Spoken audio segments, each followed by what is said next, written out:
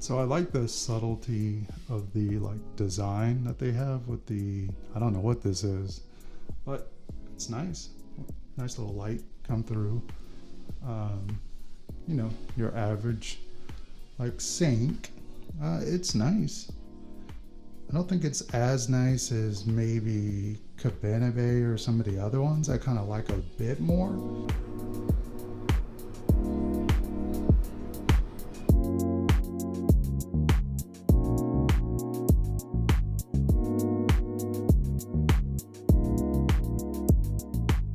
It's a design, but I don't get it. Oh, whoa.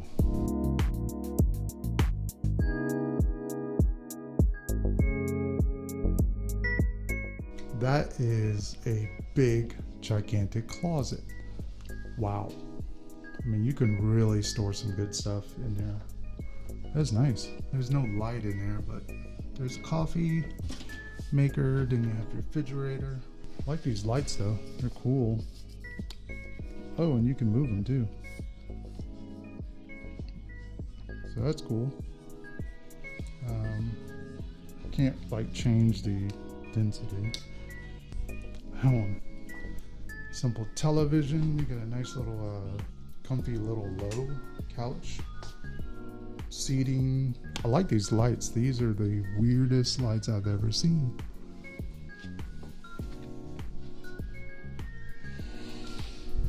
And my fantastic view,